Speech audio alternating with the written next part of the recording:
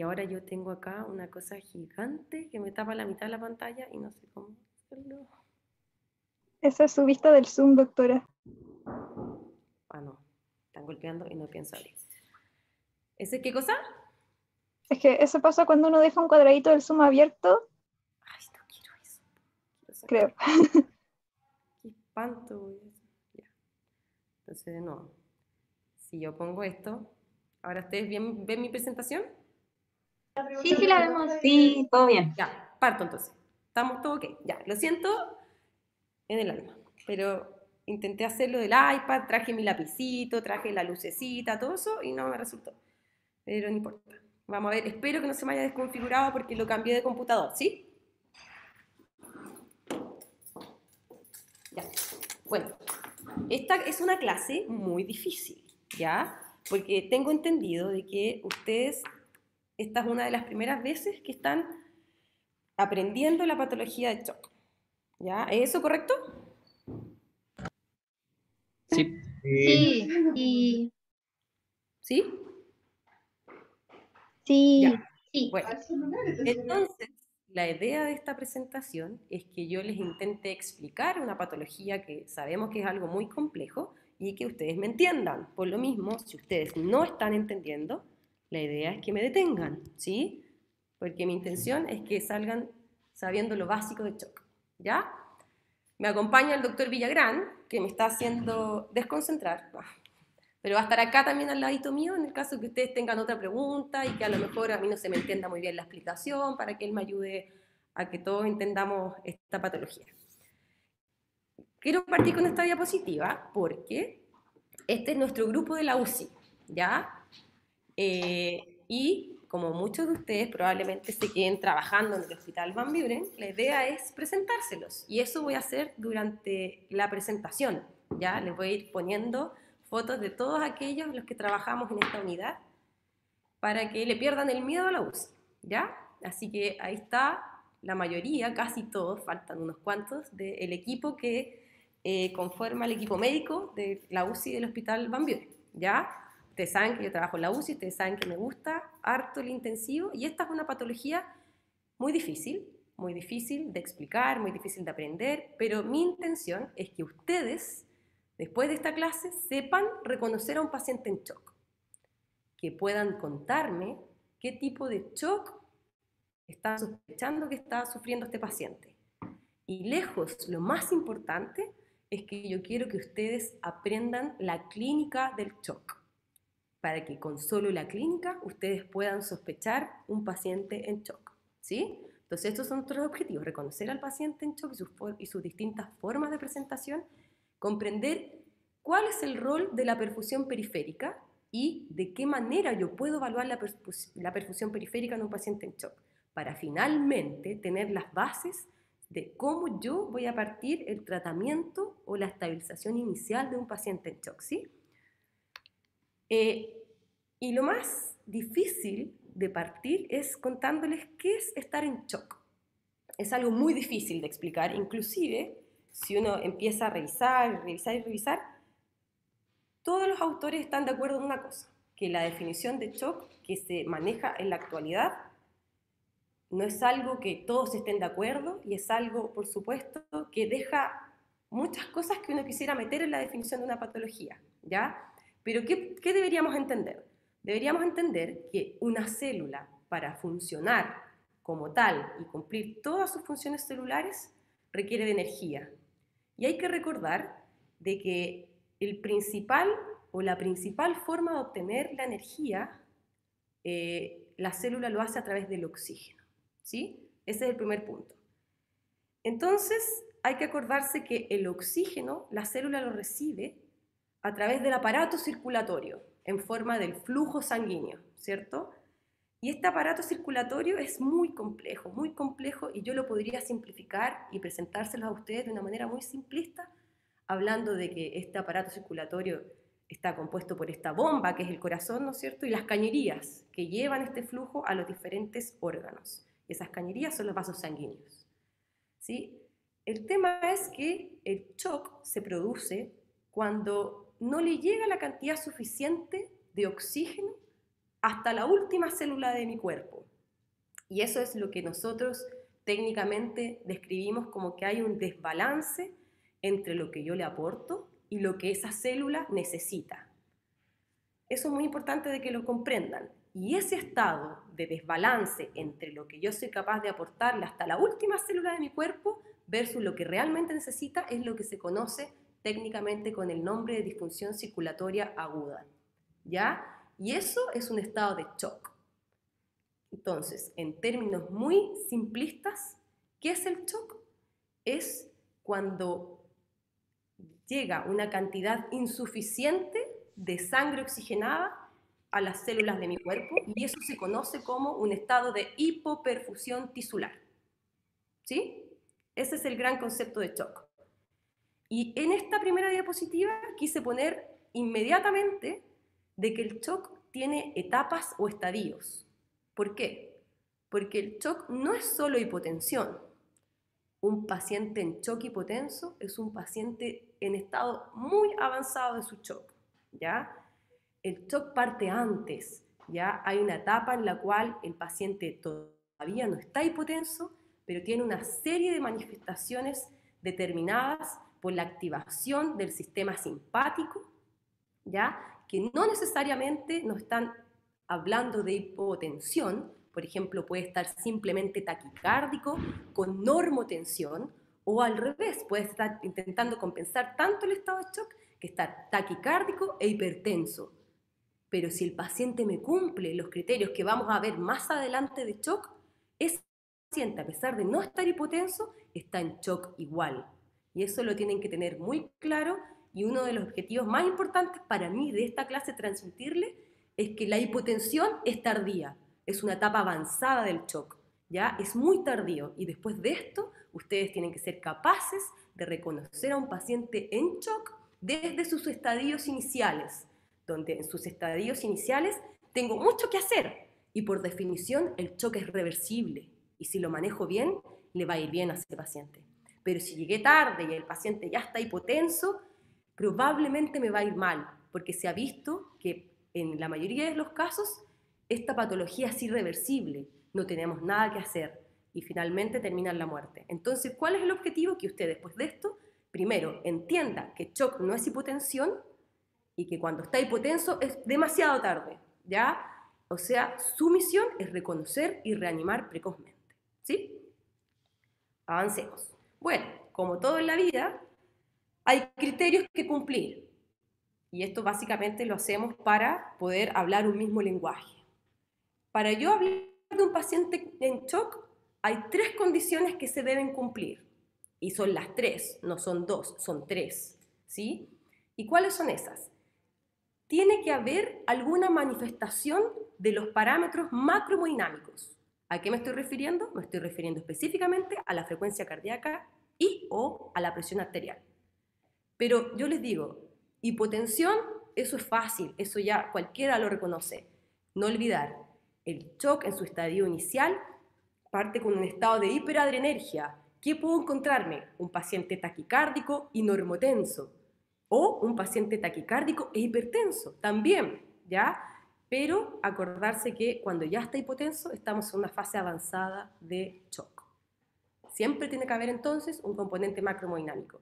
Y después viene un componente muy importante que te habla de la microhemodinamia, o sea, de lo que está pasando a nivel celular, ¿ya? Es muy importante y es muy lindo porque aquí tenemos 2 partes que nos hablan de lo que está pasando en la microcirculación. Tenemos una parte muy importante que es la parte clínica. Yo puedo ver clínicamente la microperfusión, eso ustedes tienen que entenderlo, ¿ya? Que después lo vamos a ver con mucho más detalle. Y también puedo tener un parámetro de laboratorio que me permite a mí entender que hay algo malo a nivel de la microcirculación. Y ese es el famoso lactato arterial, que vamos a ver con mayor detalle. Entonces, necesito alguna alteración de la macrohemodinamia, que no siempre es hipotensión, recordar ese concepto. Necesito clínica de hipoperfusión, que lo vamos a ver perfecto y van a salir muy claros con eso. Y el tercer parámetro, necesito algo de laboratorio que me objetivice que efectivamente se está produciendo una hipoperfusión. Vamos a seguir avanzando. Con respecto a la epidemiología, una cosa que ustedes tienen que tener claro, que el shock es una patología frecuente, es frecuente, y si ustedes se meten a las unidades de pacientes críticos, 1/3 de los pacientes ingresó por shock, así de frecuente es, ¿ya? De los 4 tipos de shock, que yo sé que ustedes saben que existe, el más frecuente es lejos el shock séptico.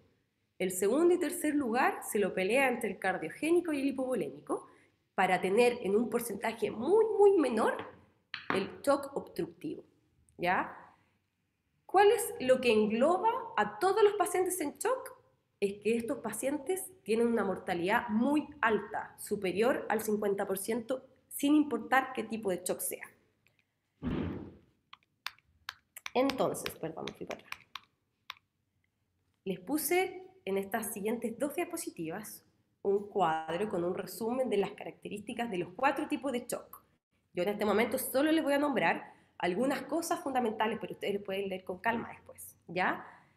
El primer gran grupo es el shock distributivo, que se lleva más o menos 2/3 de los casos de shock, o sea, es lejos el shock más predominante.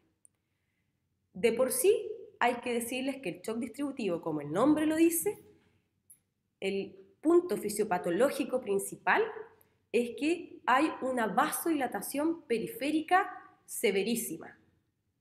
Eso es la fisiopatología principal del shock distributivo. O sea, el problema está en la periferia. Hay una vasodilatación periférica muy severa. ¿Qué causa esa vasodilatación periférica severa?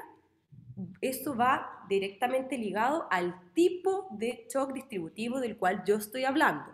Y les presento, hay 3 shock distributivos. El shock séptico, que es aquel shock que está en relación a una infección, pero no es una infección común y corriente, es una infección que generó un cuadro de respuesta inflamatoria sistémica, el famoso SIRS, ¿ya? O sea, una inflamación sistémica generalizada.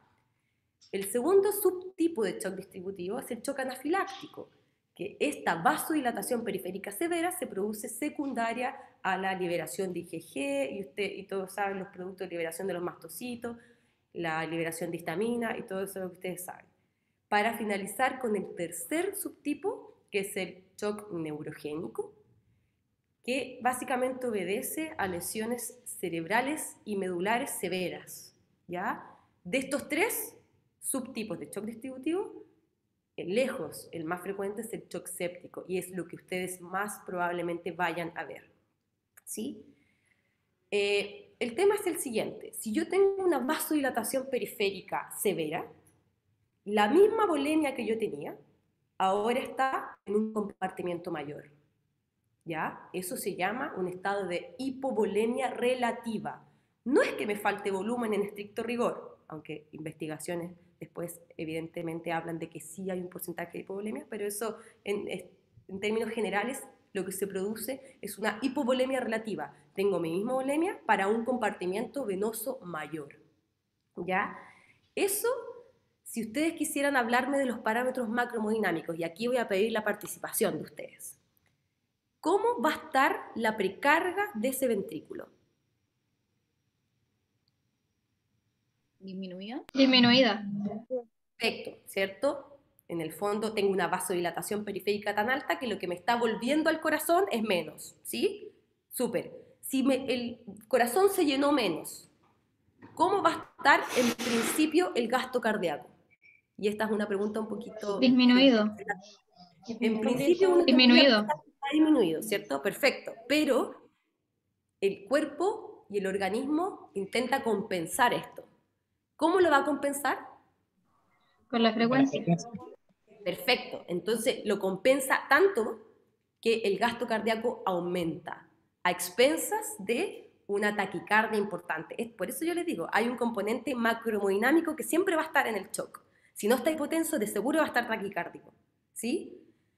Y como yo les dije, la etiología de este cuadro es una vasodilatación periférica severa. ¿Cómo va a estar la resistencia vascular sistémica? Disminuida. Disminuida. Súper. ¿Ya? Entonces, ese es el primer patrón macrohemodinámico, ¿sí? Para que ustedes sepan, la macrohemodinámica. Vamos a pasar al segundo tipo de shock, el cardiogénico. Entre el cardiogénico y el hipovolémico se pelean el segundo puesto de quién es mayor.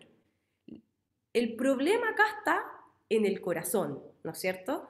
Entonces, la función del corazón, básicamente que es la de bombear sangre, por lo tanto me estoy refiriendo específicamente al gasto cardíaco, va a estar notablemente disminuida, pero por una patología cardíaca primaria. El corazón está afectado. ¿De qué manera? Y a mí me gusta mucho esta clasificación de la etiología.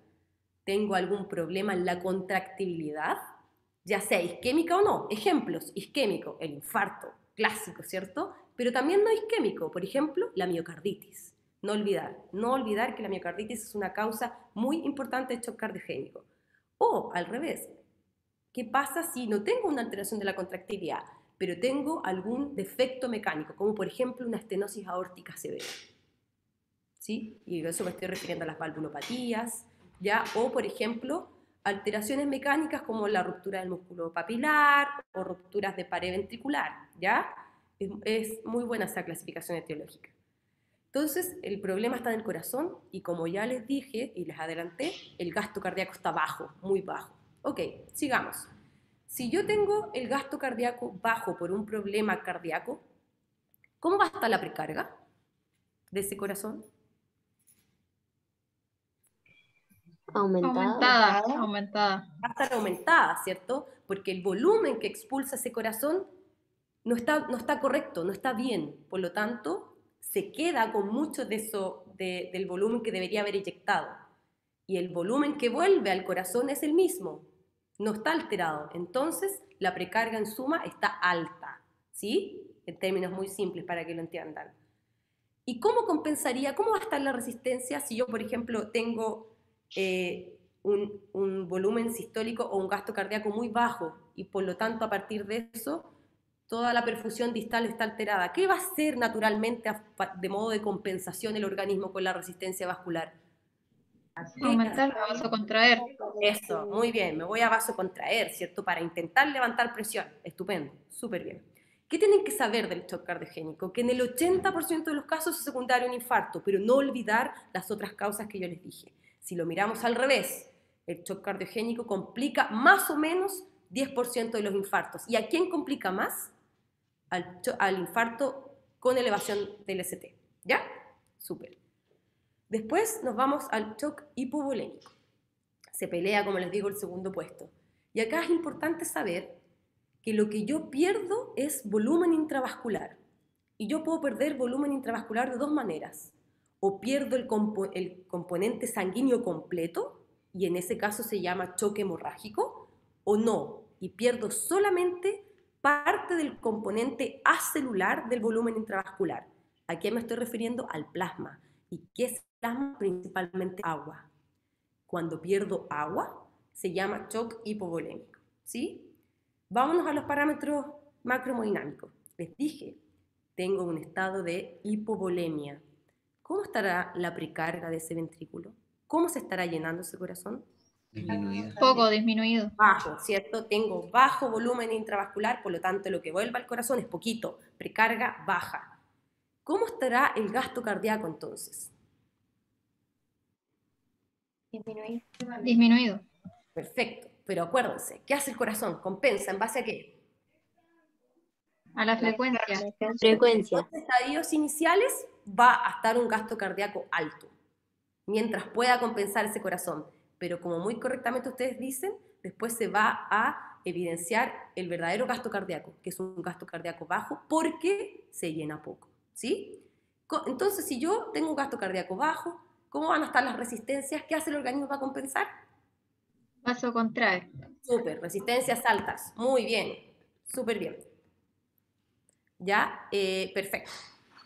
Después, el último tipo de shock es el shock que es súper raro de ver, que es el shock obstructivo. ¿Ya? El shock obstructivo se da más o menos en un 2% de los casos, ¿ya? Y aquí el tema es que se parece mucho al shock cardiogénico, pero el gran culpable no es el corazón, es una causa extracardíaca, ¿ya? Se comporta muy parecido desde el punto de vista macrohemodinámico también, pero hay que saber que la causa no está en el corazón. ¿Y quiénes son los grandes reyes del shock obstructivo? ¿Lo recuerdan? ¿Recuerdan? No lo escucho. Parece que no recordamos. Ya, entonces mira, lo podrán deducir. La obstrucción está fuera del corazón. ¿Qué puede estar obstruido? Puede estar obstruido los vasos o simplemente puede ser no vascular. Si fuesen los vasos, ¿quiénes podrían obstruir la salida de trombo. por ejemplo, del ventrículo de un trombo? Súper bien. El TEP masivo entonces categoriza como una causa uno de los grandes del shock obstructivo. Y si ahora tengo una causa, por ejemplo, extracardíaca y no vascular, o sea, me estoy refiriendo a algo que esté comprimiendo por fuera del corazón, ¿qué podría ser? ¿Un linfoma? ¿Una masa? Una masa, ya, ok, sí. ¿Taponamiento cardíaco? ¿Cómo? ¿Taponamiento cardíaco? Súper bien. Ese es el segundo rey. ¿Y el tercero? ¿Neumotórax? Bien, muy bien. Pero el neumotórax, atención, ¿sí? No cualquier neumotórax te produce una compresión extrínseca del corazón que sea tal que el corazón no se pueda llenar, ¿sí? Súper. Ahí les dejo el cuadrito para que ustedes puedan leerlo y además les puse el resumen de los patrones macrohemodinámicos, que es súper importante y lo van a entender por qué. Ya, entonces, después de que les conté qué es el shock y qué tipos de shock, viene la primera parte práctica de nuestra clase, ¿ya? Donde la idea es que puedan identificar si el paciente está o no en shock, después identificar qué tipo de shock tiene, solamente guiado por la clínica, y tercero, dependiendo a los parámetros hemodinámicos. Partimos. La primera pregunta, y quiero que participen, ¿cuál de los siguientes pacientes está en shock? Mujer, 30 años, 48 horas de una diarrea abundante tras ingesta de mariscos. Taquicárdica, levemente hipotensa, una PAM de 63. Pero la perfusión clínica, que es lo que les conté al principio, y que no se preocupen porque vamos a ver con mucho detalle más adelante, está normal. Y además, el láctico, que yo también les dije que era un parámetro bioquímico, también está normal. ¿Qué les parece? ¿Esa paciente está en shock o no está en shock? No. Muy bien. ¿Qué Ah, sí, tiene esta deshidratada. paciente? Bien, está deshidratada. Muy bien. Y a pesar que está hipotensa, recuerden, shock no es hipotensión. Muy bien. Y tiene perfusión clínica y exámenes de laboratorio normales, o sea, no tiene un problema de perfusión. Segundo caso, 60 años, ingresa con fibrilación auricular, con una respuesta ventricular que es rápida. Y usted lo manejó médicamente, como aprendió en las clases de taquiarritmias, pero no le responde. Entonces el paciente tiene una disminución severa de la presión arterial, tiene una PAM de 40, y usted lo mira y tiene una piel fría, tiene un moteado, que vamos a aprender lo que es, y al laboratorio el láctico arterial está altísimo. Ese paciente está en shock. Sí. Sí. Ya, vamos repasando. Cumple criterio macrohemodinámico, cumple criterio clínico y de laboratorio. Muy bien. Tercer caso. Este está difícil. Embarazada, 16 años. Refiere síntomas urinarios bajos y no se percató si tenía fiebre o no. Pero ingresó al servicio de urgencia y a ustedes les llama la atención porque tiene una frecuencia cardíaca de 136. Pero está normotensa, tranquilos, tiene una PAM de 80. La va a examinar y la encuentra fría, pálida, pero no tiene moteado. Y el láctico arterial está ahí en el límite superior alto, 2.2. Estará ¿Esta paciente choqueada. Inicio. Inicio de shock. Sí, inicio. Está en etapa inicial. está choqueada aunque tenga PAM de 80, está choqueada aunque no tenga moteado, pero sí está fría, ¿ya? Está fría, tiene taquicardia y tiene láctico alto. Esa paciente está en un shock inicial y esa la tienen que reconocer. Entonces, la primera no está en shock, está solamente deshidratada. El caso 2 y 3 sí están en shock. Muy bien, contestaron muy bien. Ahora, este mismo hombre, elegimos el caso 2, 53 años, no tiene mórbidos, lo ingresaron por una FA con respuesta ventricular rápida, cuyo manejo médico no sirvió, y evolucionó hipotenso. Si yo les cuento el resto de los signos vitales, se van a dar cuenta que es un paciente grave, está somnoliento, está desorientado, tiene una PAM muy baja, 40, está taquicárdico, ya sabemos que tiene FA, la temperatura está normal, está taquipneico, tiene una frecuencia respiratoria sobre 35 y satura ahí nomás 90%, a pesar de que le puso una Venturi con una FIO de 50%. Y otra cosa, un dato no menor, desde que llegó y que está esperando, lleva más o menos 4 horas y está anúrico. Que usted lo examina y efectivamente lo encuentra de la manera que le dije, pero además le va a tocar la piel. Y encuentra una piel que está fría, que tiene un llene capilar alto. 8, yo se lo estoy soplando porque más adelante lo vamos a ver, está alto, 8 segundos cuando lo normal es 3. Y el moteado también es muy extenso. Eso le da un modeling score de 3. Eso le llama la atención a usted. Está taquipneico, tiene uso de musculatura accesoria y lo examina. ¿Y qué encuentra? Que crepita de arriba abajo y los 2 campos pulmonares. Y además está en ritmo irregular, además le encuentra ingurgitación yugular y hepatomegalia. Si usted ya me dijo que este paciente estaba en shock, ¿a qué shock le está orientando la clínica? Cardiogénico. Cardiogénico. Cardiogénico. Ya, Cardiogénico. se ve lo que escribió, ¿no? Sí. Entonces acá les puse un recordatorio, ¿ya? Cuando usted les puse abajo del cuadro de shock cardiogénico un paper, que es del año 2020, que es una muy buena revisión de shock cardiogénico, para que lo lean si tienen tiempo, ¿ya? Y aquí les puse que es muy lindo este paper de shock cardiogénico porque hace este cuadro.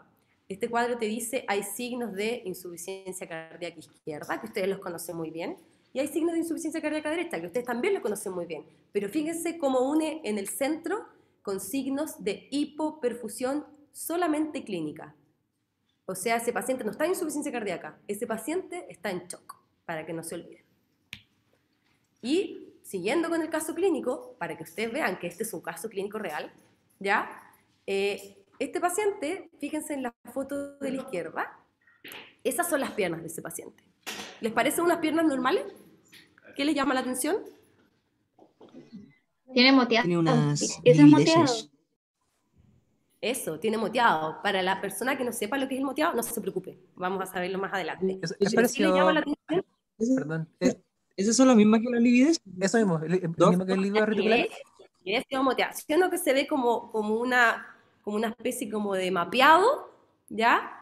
De un color diferente, tendencia un poquito a la decoloración de la piel? Eso vamos a verlo, no se preocupen. Pero miren las piernas, y este es un paciente real, y les cuento, llegó la semana pasada y me acordé de la clase, le sacamos una foto, y en la foto de la derecha está uno que yo les conté que en la presentación iba a intentar presentarles a todos los que trabajan en la UCI. Este es el doctor Lucero, es intensivista de la UCI de nuestro hospital, y lo que está haciendo es que apenas llegó este paciente, nosotros le hicimos un ecocardiograma.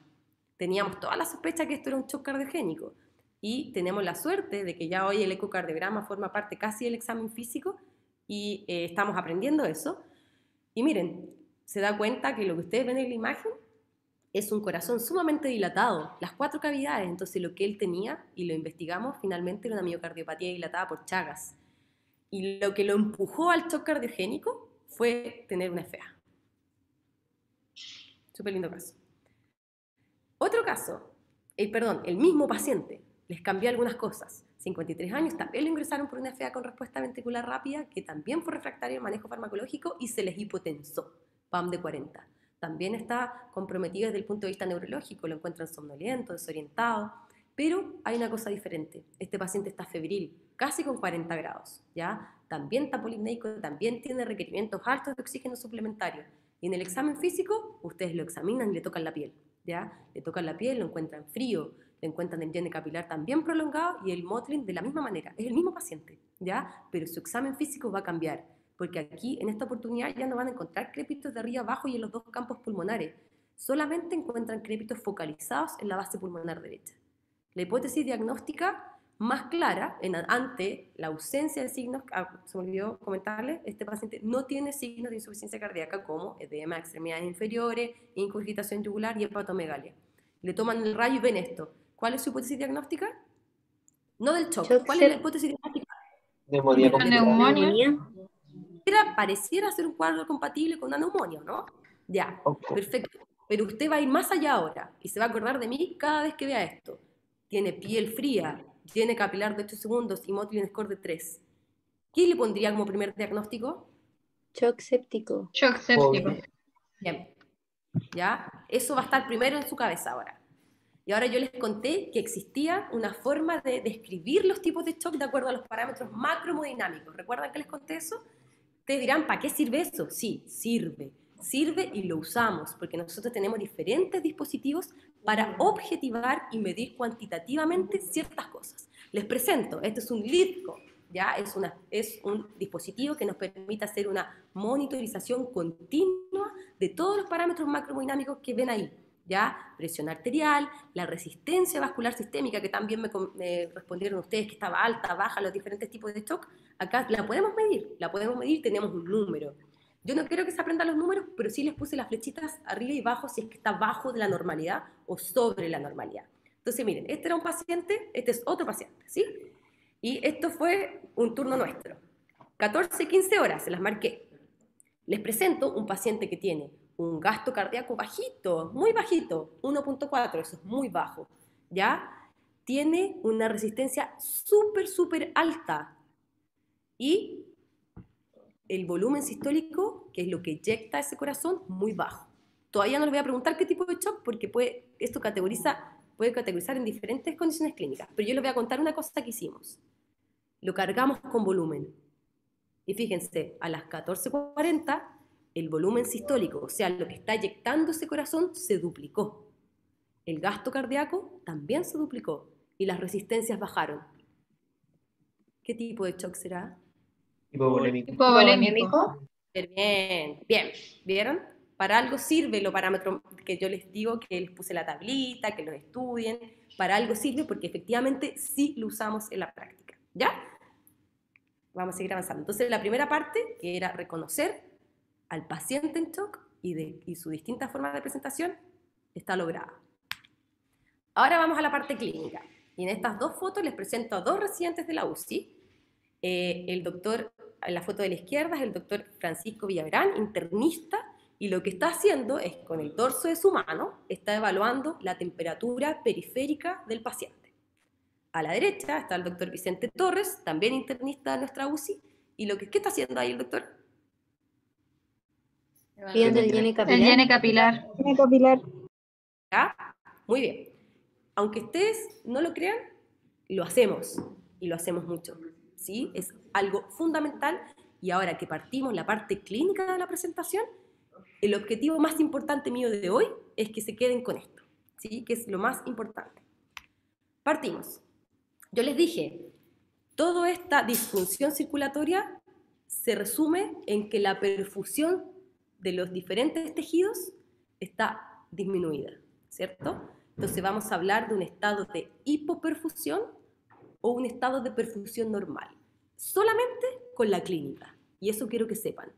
Y poéticamente hay muchos papers escritos de un tiempo atrás, sí, hablan de que el cuerpo tiene 3 ventanas de perfusión: la piel, los riñones y la ventana neurológica, ¿ya? Miren muy bien la foto de la izquierda. Quédense con esa imagen. ¿Qué es eso?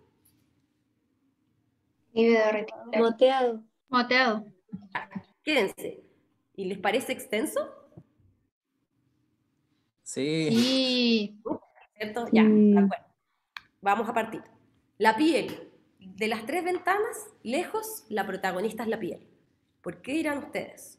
Primero, porque es un órgano súper extenso, ¿cierto? Y es fácilmente asequible, de manera que yo puedo evaluarlo rápidamente, de una manera no invasiva y al lado de la cama del enfermo, ¿ya? ¿Por qué la piel? ¿Y por qué la piel es tan importante? Porque la piel, a diferencia de los otros órganos, tiene algo particular, que es que su regulación vasomotora solo y exclusivamente depende del sistema simpático. ¿A qué me estoy refiriendo con esto? No tiene autorregulación, que es la fotito de la derecha que les puse, ¿ya? Y tampoco tiene control metabólico, o sea, cualquier alteración vasomotora me obedece sí o sí a la activación del sistema simpático, ¿ya? Eso es muy importante, de manera de que a mí me sirve la piel porque me traduce una activación del sistema simpático, que sabemos es el pilar del shock. ¿De qué manera puedo yo evaluar la perfusión a través de la piel? Hay 3 grandes formas, hay más, pero quiero que se queden con 3. lo que ustedes muy bien me comentaron, el tiempo de higiene capilar, el Motley Score o moteado, y las diferencias de temperatura que podamos medir y objetivar en la piel. Se las voy a presentar uno a uno. El tiempo de relleno capilar. ¿Qué diablos es eso? Primero les voy a describir la técnica y les voy a poner al mismo tiempo y se los voy a reproducir en múltiples oportunidades. ¡Ah! Estos videos que a la izquierda es una perfusión alterada y a la derecha está normal. Se van a reproducir muchas veces mientras yo estoy hablando para que ustedes vean. Fíjense a la derecha que ya se coloreó y miren cómo se está coloreando a la izquierda. Recién se terminó de colorear. Voy a ponerlo de nuevo, no se preocupen. Y ahora lo van a mirar con mayor detalle. Ay, perdón. ¿Qué está haciendo? Hay una presión que se hace firmemente sobre la falange distal de habitualmente el dedo índice. Se mantiene esta presión por al menos 10 segundos. Y uno debería cronometrar cuánto tiempo se demora en volver a la coloración normal. ¿Cuál es el valor normal? Bajo 4 segundos, o sea, hasta 3 segundos. Quisiera tener un feedback. ¿Pudieron darse cuenta de la diferencia entre los dos videos? Sí, se nota. Sí. Está Profe, clarito. ¿por qué del dedo índice? O sea, ¿alguna razón? Es el que está estandarizado. Toda técnica Ah, ya. requiere estandarización, pero no significa Claro. que uno lo puedas hacer en otro lado. ¿Ya? Doctor, Está estandarizado. Es muy bueno este video porque el lado izquierdo está muy comprometido. Si ustedes cuentan cuántos segundos se demora cerca de 6 segundos en volver a la normalidad. Y el Doc, otro y ni siquiera es perceptible, no sé si me cuenta. me entra una duda, no sé si aplique tanto para el caso de shock, pero quizá como en otros casos, como correspondería, por ejemplo, evaluar el higiene capilar en las 4 extremidades, así como extremidades inferiores y superiores. No es necesario, no. Ah, ya. A menos que el paciente tenga algo anatómico que sea capaz de explicarte una alteración de la perfusión local, pero no es necesario, Ya. solo para. ¿Ya? Bueno, ¿qué es lo importante del tiempo de higiene capilar? Que doctora, en tenía los... una duda. ¿Aló? Cuéntame. Sí, tenía una duda si es que se puede tomar igual con la uña o eso no está Sí, estandarizado. se puede tomar también con la uña, pero yo le estoy presentando la técnica que es la estándar, ¿ya? Pero sí se puede. También lo hemos hecho en el dedo del pie, en la rodilla, sin problema. Bueno. ¿Ya? Bueno, ¿qué es lo importante del tiempo de higiene capilar? Que desde algunos estudios anteriores se ha visto que un higiene capilar alterado tiene una alta correlación con que el láctico en la sangre esté alto. O sea, que hay un tema de perfusión. Y lo otro es que un higiene de capilar aumentado se asocia a una disfunción orgánica más severa. Y acuérdense que existe una escala que nosotros podemos cuantificar el nivel de disfunción orgánica, que es el SOFA, ¿ya? Entonces es muy importante porque un higiene capilar, solamente apretando el dedo a un paciente, yo puedo saber que el láctico arterial está alto y puedo saber de que tiene mayor riesgo de disfunción orgánica que cualquier otro paciente. ¿Qué otra cosa importa? De que el higiene capilar, si yo reanimo bien a un paciente en shock, se normaliza rápido, muy rápido. Se ha descrito entre las primeras 2 a 6 horas de iniciar la reanimación. ¿Y qué es otra cosa importante del higiene capilar? Que se ha visto de que si el higiene capilar se mantiene alterado después de yo haber hecho la primera reanimación, eso es mal pronóstico. Probablemente tiene una mayor mortalidad que el resto de los pacientes. O sea, con ello, ¿qué quiero decir? Quiero decir de que es un parámetro que solamente con medirlo al lado de la cama del paciente, yo sé que ese paciente está en shock. Segundo, se normaliza rápido, o sea que puedo medir la respuesta a mi reanimación. Y 3, si no se normaliza, yo sé que a ese paciente le va a ir mal probablemente. Vamos a avanzar con el segundo, entonces, forma de medir la perfusión en la piel. Doctora, yo El tengo una famoso pregunta. Motley. Doctora, en el caso acá de ver la perfusión de esa manera, ¿es para cualquier edad el valor de que tiene que ser menor a 4 segundos? ¿O hay alguna variación a cualquier edad? No, Ya, cualquier edad. Gracias. Ya. En el caso del Motley Score o la escala de moteado, aquí lo que vemos básicamente es una decoloración de la piel, ¿ya? Y esta, nuevamente, secundaria a que hay una disminución del flujo sanguíneo o hipoperfusión cutánea. ¿Qué importa? De que existe una escala. ¿Por qué? Porque la extensión de este moteado tiene sin duda una importancia notable. Si yo tengo un mottling de 1, no es lo mismo que tener un mottling de 5. O sea, no solo me permite diagnosticar el shock, sino que además la severidad es muy importante, ¿sí? Y lo otro también es que al igual que el llene capilar, si yo no lo logro normalizar después de mi primera ola de reanimación, también es un predictor de que me va a ir mal, ¿ya? Así que es muy importante. Y miren lo que les puse, una foto muy linda. Acuérdense que el estadio 0 es la perfusión normal y el estadio 5 es un paciente que está con un moteado extensísimo, ¿ya? O sea, su perfusión está muy mala. Y esto va de la mano con a la derecha les pongo la escala de flujo sanguíneo. Fíjense que en el estadio 5 está negro, no hay flujo sanguíneo. O sea, la correlación es notable. Y esto es al lado de la cama del paciente. Finalizando con la piel, el tercer parámetro es la temperatura. Y se ha visto que inclusive una evaluación subjetiva, con que basta con que el tratante sea capaz de decir, ¿sabes qué? Este paciente tiene las extremidades frías. A ese paciente, ya sea con la evaluación subjetiva, ya es suficiente para tener una correlación importante con el nivel de lactato, ¿ya? O sea, subjetivamente, yo solo con tocarle las manos o los pies puedo decir si el paciente está en shock o no.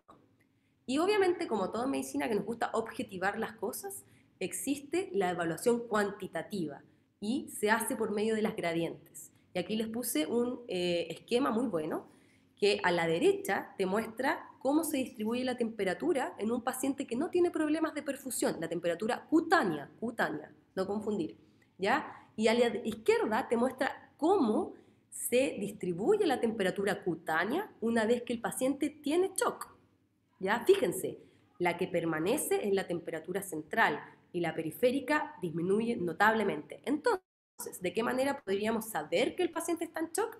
Si es que hay una diferencia entre la temperatura central y periférica, y eso se ha estudiado, cuando es mayor a 7 grados.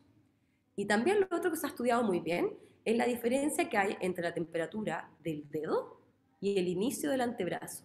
Son zonas que están muy cerca, por lo tanto la temperatura debería ser igual.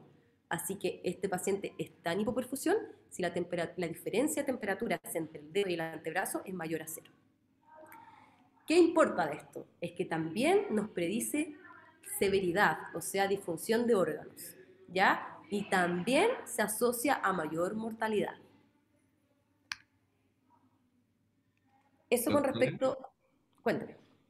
Respecto del el uso del gradiente de temperatura y la medición cuantitativa, ¿en la práctica se hace o se No.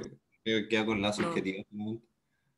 Yo lo he visto en algunos lugares, pero es muy raro. ¿Por qué? Porque te basta con tu evaluación subjetiva. Ok. ¿Ya? Eso. Ya. ¿Y qué se le ocurre a ustedes que puede pasar a nivel renal cuando yo tengo una hipoperfusión generalizada?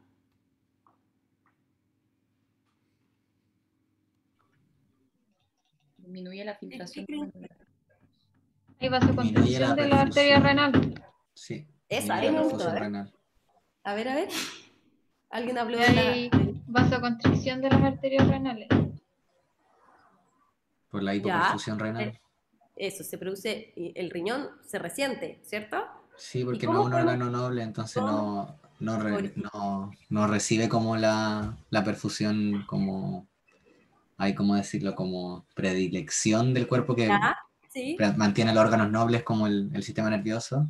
Entonces, frente a esa hipoperfusión, el riñón genera vasoconstricción. Ya. ¿Y cómo puedo ver yo que ese riñón está resentido? Porque no hay Por orina. la Oliguria. disminución de la diuresis. Súper. Pues entonces puedo yo evidenciarlo con una oliguria o francamente como una anuria, ¿ya? Como el caso clínico que les comenté al principio. ¿Ya? ¿Y qué pasa con el sistema nervioso central? Si yo sé que me está llegando poco oxígeno a todo el cuerpo, ¿qué manifestación podría yo tener del sistema nervioso central? Alteraciones de conciencia. Súper, ¿ya? Alteraciones cualitativas o cuantitativas, ¿ya? Muy bien. Entonces, después de haberle contado yo la clínica y la importancia de la clínica, que se los voy a repetir 20 veces en la presentación, ¿de qué me sirven entonces los parámetros perfusionales que yo les acabo de contar? Primero, me sirve para evaluar la perfusión.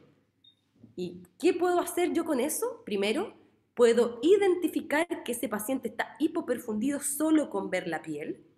Y no solo eso, sino que además puedo utilizar los parámetros perfusionales clínicos para saber cómo se está reperfundiendo o cómo está respondiendo la microcirculación a lo que yo estoy haciendo por ella. O sea, me permite, como les puse en el cuadrito verde, monitorizar. Ese es el primer rol más importante. Y después no puedo dejar de mencionar que tiene un valor pronóstico inmenso. ¿Se acuerdan que les dije? La persistencia de estos parámetros alterados después de mi reanimación nos cuenta que probablemente le va a ir mal a ese paciente. Entonces, es súper importante que ustedes sepan que la meta de reanimación debe ser los parámetros perfusionales. Con ello me estoy adelantando a algo fundamental. Mi meta de reanimación no tiene que ser lograr una presión arterial adecuada. ¿Ya? Eso es lo más importante. Mi meta de reanimación debe ser normalizar los parámetros de perfusión clínica, normalizar el llene capilar, normalizar el moteado, normalizar la gradiente de temperatura o la frialdad de extremidades. ¿Sí? Que el paciente empiece a orinar, que el paciente empiece a recuperar conciencia. Eso es lo que a mí me interesa. O sea, mi meta de reanimación, y con esto me adelanto, este es el nuevo paradigma del shock. La meta de reanimación es la normalización de la clínica. Vamos a pasar ahora de una manera muy cortita a lo que es el lactato. Hay que acordarse que la célula tiene que producir energía para cumplir todas sus funciones bioquímicas y celulares. Y la principal maquinaria energética de la célula es la que depende del oxígeno, o sea, lo que ocurre a nivel mitocondrial. ¿Ya? Y con ello me estoy refiriendo específicamente al ciclo de Krebs. Sin embargo, la célula tiene una segunda maquinaria energética que está lista para actuar ante una emergencia, y esta maquinaria energética es independiente de oxígeno. Por supuesto que produce mucho menos energía, produce 2 ATP versus 36 ATP que produce el ciclo de Krebs, pero está ahí y está ahí para ayudarla en caso de alguna emergencia. Entonces, clásicamente, cuando el lactato en la sangre está alto, es prácticamente inequívoco marcador de que lo que está ocurriendo en esa célula es un metabolismo principalmente anaeróbico. Entonces, el paradigma clásico del shock es que la hiperlactatemia es marcador de hipoperfusión y obviamente entonces de shock, ¿ya? Y antes de que se probara todo esto de lo que yo le he contado de la clínica y el valor pronóstico que tiene la clínica y la meta de reanimación que vamos a usar de los parámetros clínicos, el lactato se usó como meta de reanimación, ¿ya? ¿Y qué se esperaba? Se esperaba de que en tu reanimación hubiera una disminución del 20% de los niveles de láctico arterial por cada 2 horas de reanimación, ¿ya? Eso era lo clásico. Ahora hay un nuevo paradigma del shock y el lactato ha perdido protagonismo.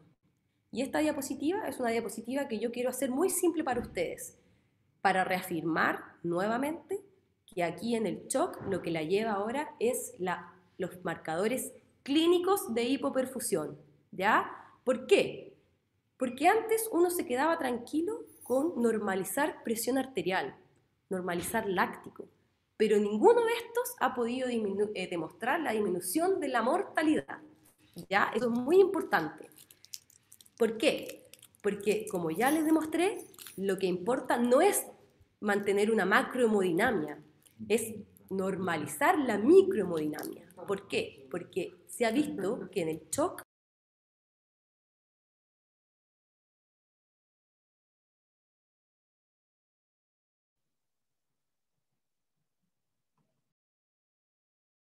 Doctora, ¿Ahora se muteó? Sí, creo que se mutió. No sé si lo hizo con querer o sin querer. Perdón, fui yo fui culpable, me equivoqué. Perdón. Pero fue un accidente, lo siento. ¡estaba aburriendo! Bien, ok. Doctora, Entonces, disculpe. no se preocupe, ya. Lo que quiero transmitirle entonces, que la macrohemodinamia no va de la mano a la microhemodinamia. Y eso está probado, porque todos los estudios que quisieron demostrar que normalizar la presión arterial, fallaron en demostrar que está asociado eso entonces a disminución de la mortalidad. Y aquí les presento un estudio del que nos tenemos que sentir orgullosos, porque este es un grupo chileno, ¿ya? Es el profesor Hernández, en el grupo de la Católica, que publicó el famoso Andrómeda Shock, ¿ya? ¿Qué hizo este estudio? Lo que hizo fue comparar cómo les iba al grupo de pacientes que fueron reanimados con metas de hipoperfusión clínica versus lactato.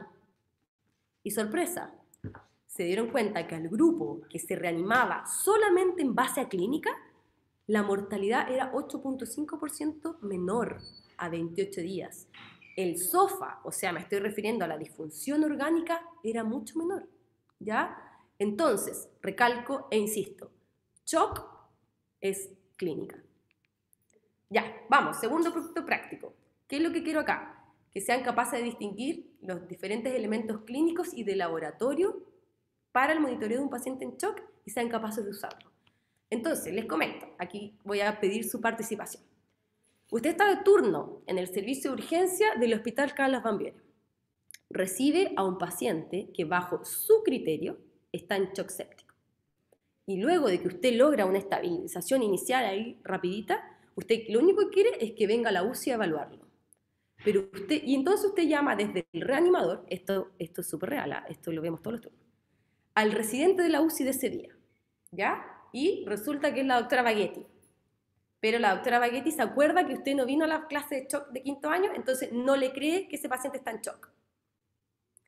¿Qué argumentos médicos utilizaría usted para convencer al residente de ese día que le dé la última cama UCI del hospital a su paciente? Vamos. ¿Quién me quiere contar un paciente? ¿Solo uno? ¿Un solo argumento? No, vamos. Si tú, mira, imagínate que estamos hablando por teléfono. Tú me cuentas, yo te digo, no, está deshidratado, nomás tranquilo. Convénceme. Pero a un paciente hipotético cualquiera. Cualquiera, convénceme. Está en oliguria. El Ya. paciente está en anuria, tiene mottling. Tiene mottling. Tiene lleno capilar muy, muy lento. ¿Cuánto? 10. 20 segundos. Tiene las extremidades frías y pálidas, las mucosas secas. ¿Ya? Está con alteración de conciencia. Sí, está con alteración de conciencia. ¿Ya? Glasgow de 10 o 9. Okay. Está frío. ¿Alguno de ustedes Está que tenga palabra taquicárdico. y que me presente el paciente? A ver, hipotéticamente, preséntamelo. Ya, Javo, dale. Vamos, Ya, preséntame. ya, a ver, un paciente, no sé, de sexo masculino de 35 años que ingresa a urgencias por un, no sé, con un antecedente, a ver, voy a decir cualquier cosa, Compromiso de conciencia. Sí, de compromiso de conciencia, tiene antecedentes de haber tenido una neumonía hace 2 semanas, de la cual no cumplió tratamiento médico. Al ingreso se presenta con bueno, compromiso de conciencia, con un Glasgow 10 o 9, no, ya 9, está desorientado, tiene las mucosas secas, su piel se encuentra pálida y sus extremidades están frías, el llene capilar está enlentecido mayor a 10 segundos, tiene motting en las extremidades inferiores. ¿De cuánto? Ay, no sé. 5. 5, ya, 5. Y también está oligúrico. Ya. Ok, me convencí. Y taquicárdico. Voy a bajar a ver. Voy a bajar a ver. Bien.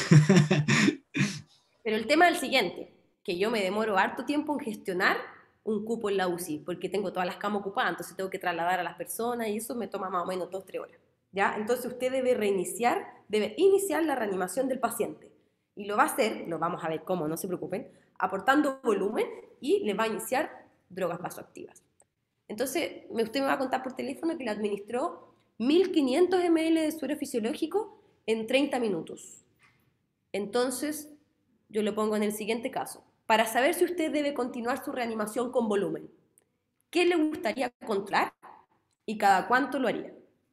La diuresis. ¿Ya? el compromiso de conciencia, si es que ha mejorado. Ya. Y El higiene capilar, Y la presión arterial. score, Ok, entonces yo le voy a contar lo la siguiente. temperatura. De acuerdo. Usted lo recibió, me dijo, con 10 segundos de higiene capilar.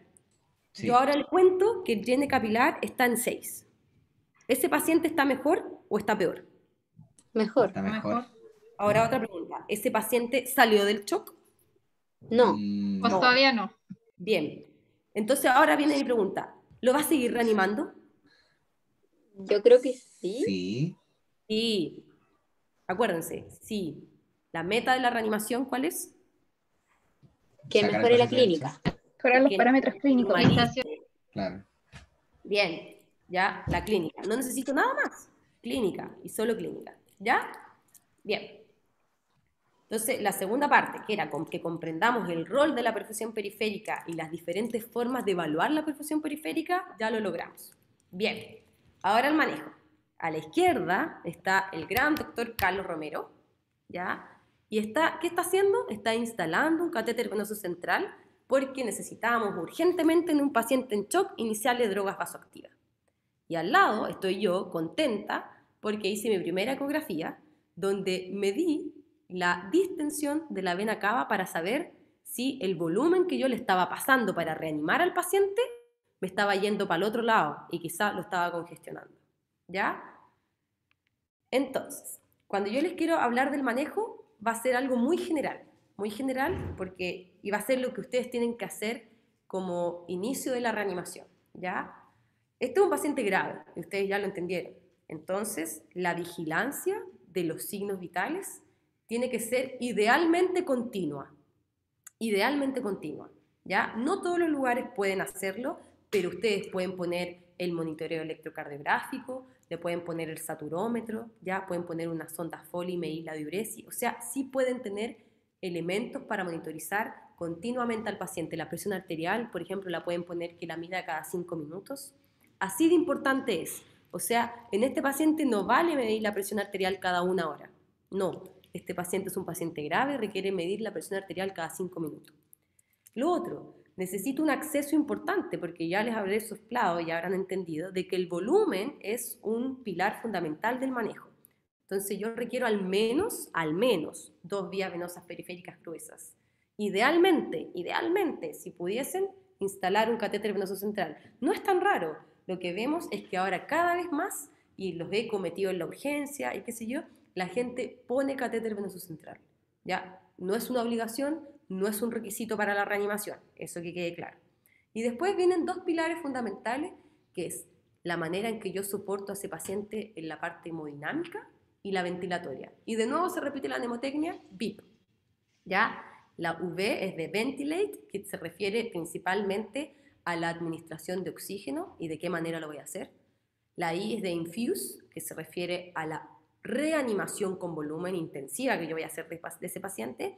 Y la P de pump, ¿ya? Y que va en relación a la administración de drogas vasoactivas. No olvidar que cualquier soporte que yo le dé a ese paciente va de la mano con que yo debo manejar la causa que generó el shock. Eso es súper importante. Por ejemplo, en el shock séptico yo no saco nada con hacer un manejo espectacular si no fui a tratar lo que está causando el shock séptico, que es el foco. En el caso de focos que se manejen médicamente, los antibióticos son fundamentales. Y en aquellos que no, el desfoque. Un absceso, por ejemplo, tengo que sacarlo, si no ese paciente va a continuar en shock. Por ejemplo, en el shock hemorrágico, el control del sitio de la hemorragia. Y no olvidar que si bien el pilar fundamental de la reanimación es el volumen, yo no saco nada con seguir aportándole volumen si lo que le falta son elementos figurados. Así que las transfusiones también pasan a ser un pilar fundamental de la reanimación del shock hemorrágico.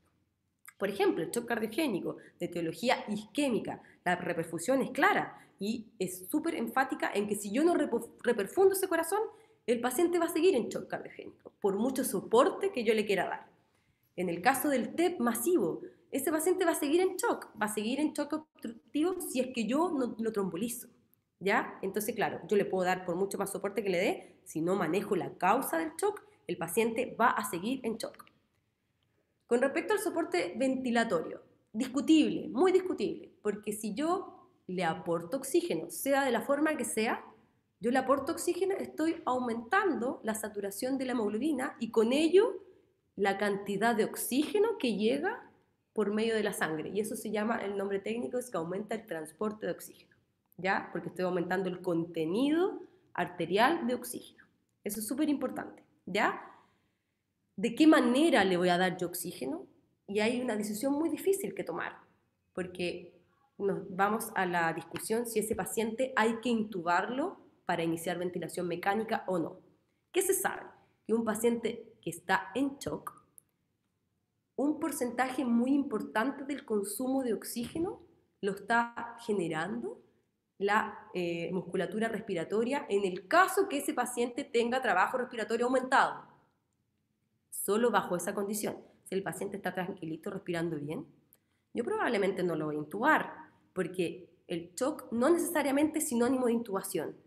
El shock, uno tiende a intubar a ese paciente cuando yo deduzco que, dado su trabajo respiratorio alto, está destinando un porcentaje muy importante de oxígeno para esa musculatura respiratoria. Entonces, un paciente que yo ya lo tengo con hipoperfusión, más encima tengo un alto consumo de oxígeno dado por la musculatura respiratoria. O sea, yo lo intubaría para reducir el consumo de oxígeno, ¿ya? Eso es súper importante que lo tengan claro.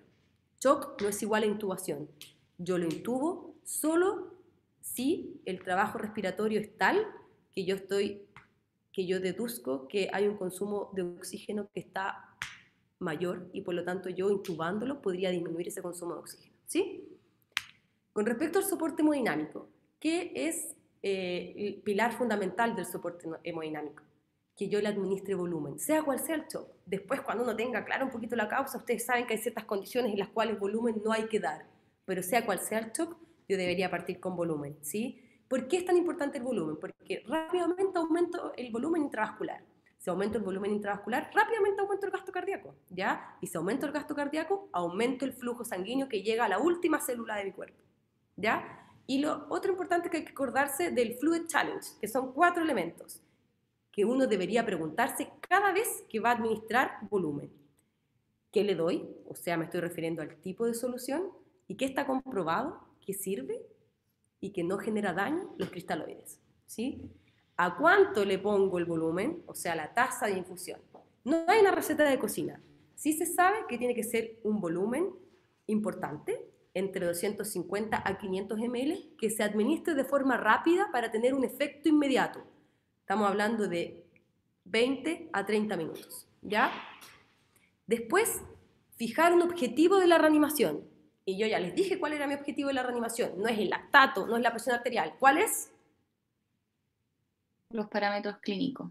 Bien, súper. Contra eso voy a reanimar.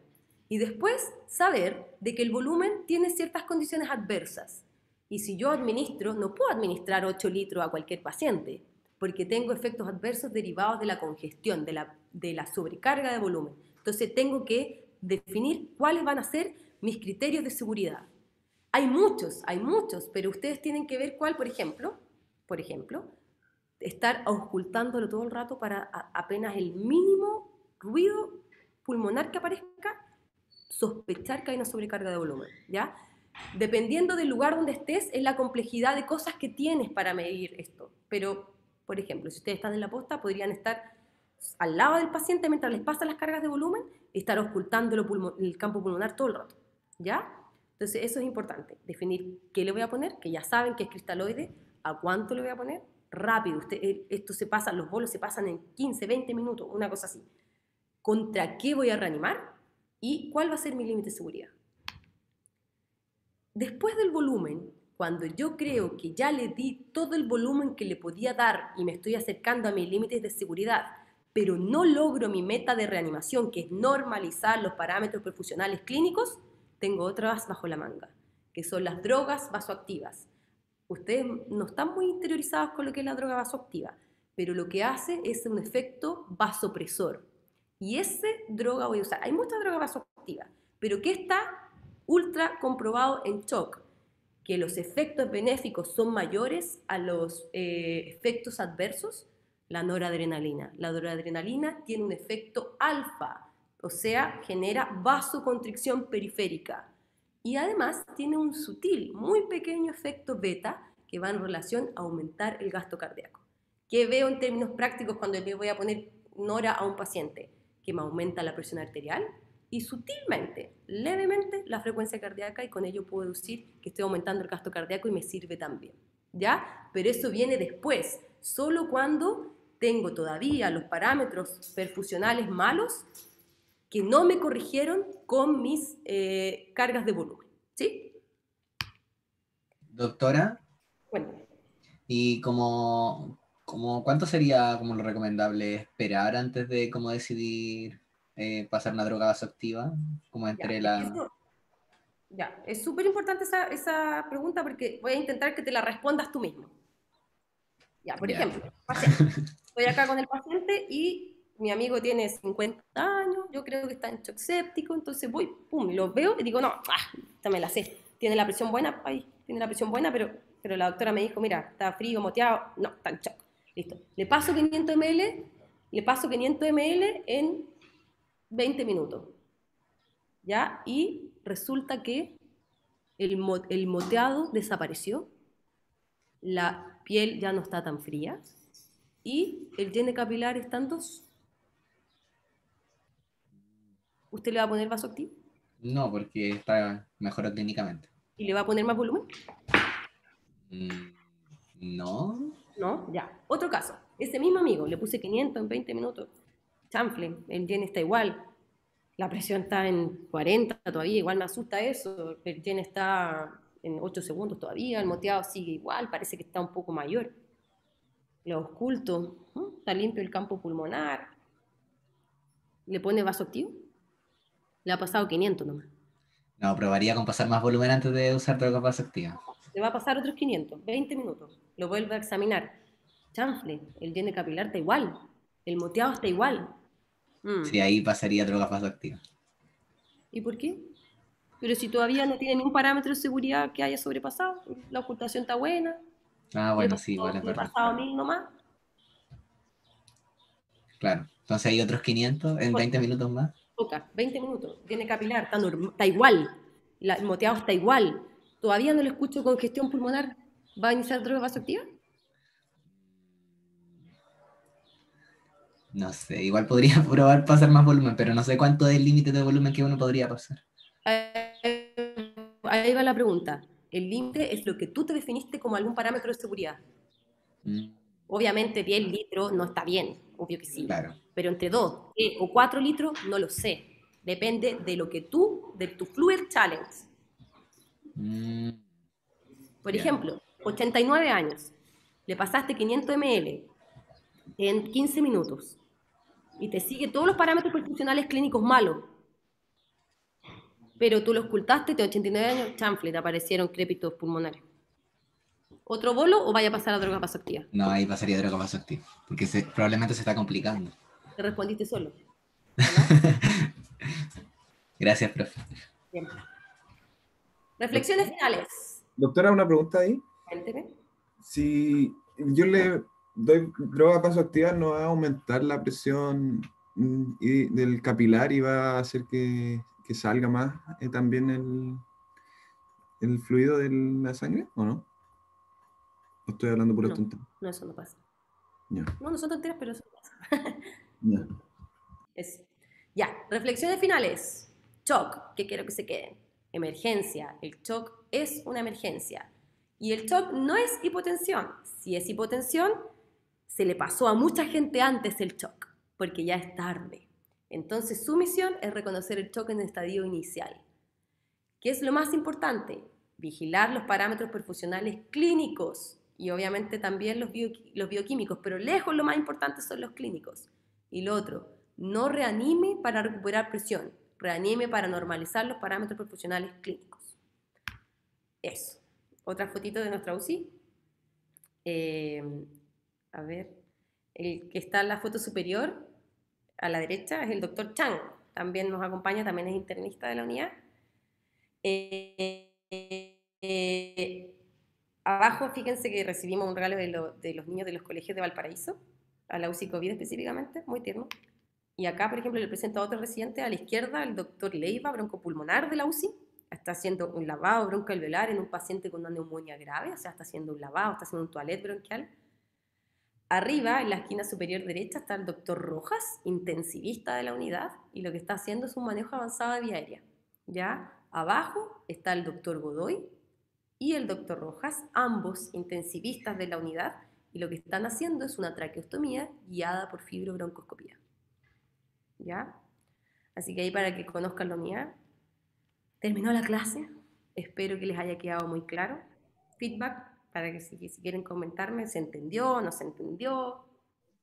Sí, profe, Bravo. yo quería en verdad agradecerle porque la clase estuvo muy, muy, muy buena a mi parecer y me dejó las cosas muy claras, así que se agradecen mucho las clases así de bacanes. Eso. Siga haciéndonos clases. Gracias. Espero, Agradecer lo el hice ritmo mucho para también, que porque era un entendieran. ritmo muy bueno. Qué bueno. Sí, las clases son muy dinámicas, imposible quedarse dormido, y lo dice alguien que se queda dormido en todas las clases, así que Qué bueno. ¿Tienen alguna duda? ¿Algo que me quisieran preguntar?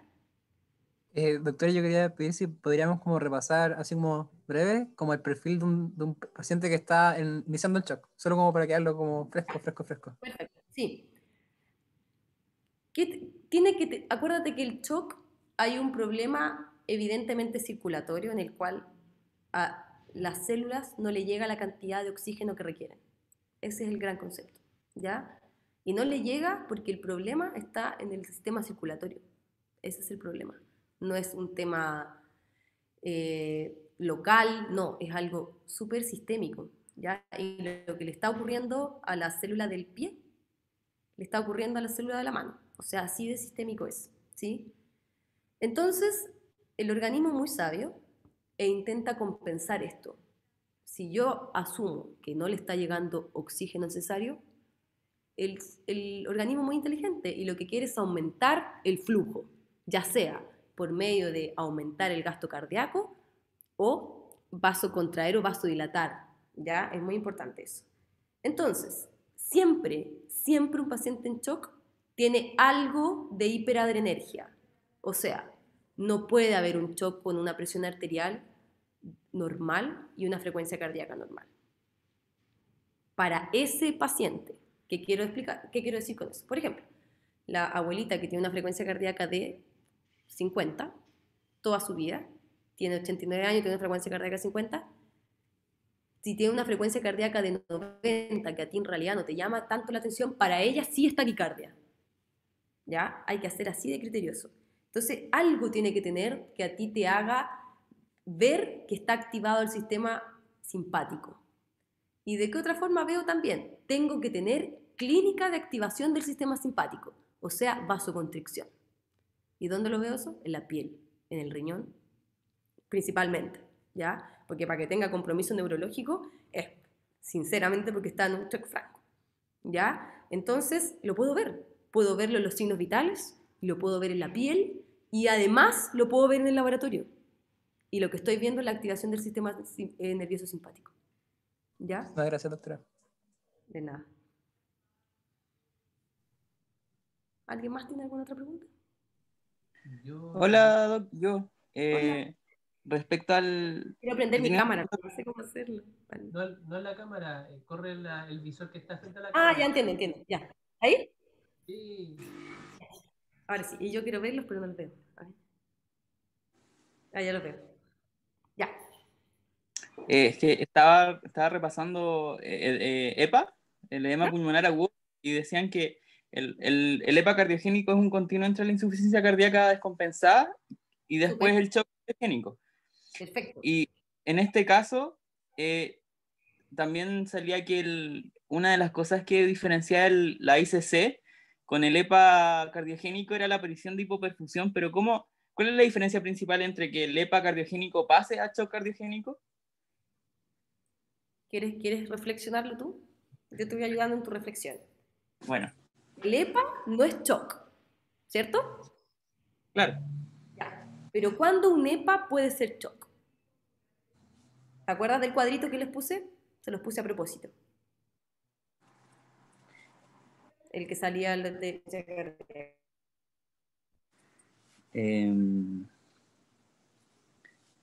¿Cuándo el EPA puede ser un shock? Pucha, en caso de que hayan signos de hipoperfusión clínica, pero también los compañeros de EPA. No siempre. Si el ¿No EPA siempre? tiene signos de hipoperfusión clínica, es un shock. Ah, ya. Y el EPA, acuérdate que el EPA no tiene que tener signos de hipoperfusión clínica. Todos los EPA que he visto, he visto el año pasado, ingresamos a ventilación mecánica no invasiva, todos los EPA, y creo que el año pasado no vi ningún EPA en shock cardiogénico. Ah, ok. El primer EPA en shock cardiogénico, ese caso clínico que les mostré, Ujú. es el primer EPA en shock cardiogénico que veo. Javier, ¿y cómo se ve un EPA? ¿Cómo tú sabes que alguien está en EPA? ¿Clínicamente qué tiene un EPA? Va a cursar como con clínica de disnea, trabajo respiratorio, porque va a estar congestionado el pulmón. Va a haber una falla. ¿Cómo sabe que está congestionado el pulmón? Con el examen físico pulmonar voy a escuchar crépitos en todos los campos. ¿Cómo satura? Va a saturar bajo, estar menos de 90, no sé. Saturación disnea. Y otra cosa del EPA, que lo último, había visto que se indica la furo en el EPA cardiogénico. ¿Está bien eso? Que se indique, porque había gente que decía que no se indicaba por el tema de que podía estar llegaba menos perfusión al riñón. Entonces como que no se aprovechaba mucho la furo. Es un pilar de tratamiento, la terapia de pletivo. Eso aplica entonces para el shock cardiogénico. Voy a aportar en eso un poco para... Siempre lo que me gusta mucho de la REMI es que es muy fisiopatológica, hay que ser muy fisiopatológico en medicina interna. Tú tienes un paciente que tiene un shock cardiogénico, pero porque tiene una FA en 170, ¿le vas a poner furo o lo vas a cardiovertir? No le voy a poner furo, lo voy a cardiovertir. No, digo a la Javier. Ay, perdón, pensé que me estaba preguntando a mí. No, pero también, porque me ha pasado que pregunta a mí, este paciente está... o sea, lo que pasa es que muchas veces salen de la carrera pensando que el EPA es furo y nitro, lo cual la mayoría de las veces está bien, pero me he encontrado en la reanimación con médicos que están con furo y nitro en una FA con 170, ¿cachai?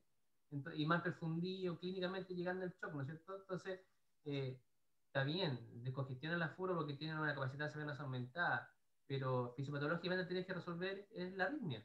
Entonces, siempre sean bien fisiopatológicos en sus pensamientos. ¿Ya? Y ojo, si un paciente está inestable desde el punto de vista hemodinámico, ya sea porque tiene alteración macro o microhemodinámica, puede estar normotenso, totalmente normotenso, pero estar mal perfundido, entonces sí tiene alteración hemodinámica, porque tiene alterada la microperfusión, ¿cierto? Yo no usaría terapia depletiva en un paciente que está inestable desde el punto de vista hemodinámico, sea lo que sea que tenga. Pueda tener un EPA y esté saliéndole agua por los ojos, me da igual. Yo no puedo darme el lujo de disminuirle el volumen intravascular a un paciente. Entonces, está en EPA, pero está estable hemodinámicamente, o sea, no está en shock, ya sea porque cumpla criterios macro o microhemodinámicos, yo sí puedo usar terapia depletiva sin problema. Puede ser transitoria, mientras le corrijo la causa para ayudarlo en el síntoma. Pero obviamente lo que dice el doctor Solí es cierto, hay que ir a manejar la etiología, porque puedo dejar terapia depletiva eternamente, pero si el paciente sigue en FA, va a seguir congestionado. Sí. Muchas gracias. Eso, ¿alguien tiene alguna otra pregunta? Ya, qué bueno. Tengo una pregunta, Lesa. No, sí, aparte de internista, ¿quién más puede trabajar en una UCI? Pueden trabajar los urgenciólogos, pueden trabajar los anestesistas, los internistas y obviamente los intensivistas. No sé, Felipe, si se me queda alguien afuera. Los médicos generales cuando hay nada más de eso. Los becados de medicina interna cuando el staff de urgencia y cirugía? ¿Ah? Porque es urgenciólogo, cirujano, anestesista e internista. Los que pueden postular a la beca. Pues claro, son básicamente lo que le respondimos son los que pueden postular a la beca. de intensivo. Los cirujanos no pero, sí, también, pero cualquier mono puede trabajar en una UCI. Si tú tienes el conocimiento suficiente para trabajar en una UCI, puedes trabajar en la UCI. Eso. Muchas gracias. Doctora, yo quería, bueno, un paciente, imagino que independiente de la etiología de su shock, siempre después debe quedar como en una unidad de cuidado intensivo o intermedio, ¿cierto? Siempre. Ya. Siempre. ¿Sí? Muy bien. Me gustaría agradecer a la doctora Baghetti, porque, bueno, la clase fue extremadamente buena. Yo no leo de aquí a un año más shock porque me quedó ultra claro. Y porque en el ramo lo que queremos es eso, ¿ya? O sea, ella habla del shock por ser una autora con mucha experiencia que día a día ve este tema, ¿ya? Y sabe lo que no quieren que hagan y lo que sí quieren que hagan, ¿ya? Yo creo que ha quedado demostrado de que en sus palabras está todo lo que ella quiere que ustedes hagan, y ustedes van a trabajar en urgencia, van a trabajar en los SAPU, van a estar en su consultorio y tienen que saber derivar porque la autora, justamente con Carlos, con todo el equipo de la UCI, son los que reciben a estos pacientes que son muy graves y tienen que ser manejados desde el principio, desde el médico general, de la mejor forma y siempre entendiéndolo, no simplemente siguiendo un flujograma o un montón de directrices ya establecidas. Acá la doctora fue muy fisiopatológica, muy clínica, ¿ya? Y eso es extremadamente agradecido por todos ustedes, porque vieron muchas fotitos, muchos videos, y quedó súper claro de una patología que tiene mucha etiología y es sumamente importante y tiene mucha mortalidad. Y yo creo que fue una clase extremadamente muy buena, me gustó mucho. Y muy de la experiencia. Qué bueno. Bueno. Muchas gracias. Espero que también le haya quedado muy claro. Y obviamente estoy disponible si tienen alguna pregunta. ¿Ya? Bueno, ¿damos por finalizado, parece? ¿Está todo bien? Parece que sí. Ay, no sé. Sí, gracias, doctora. Esté muy bien. Nos vemos.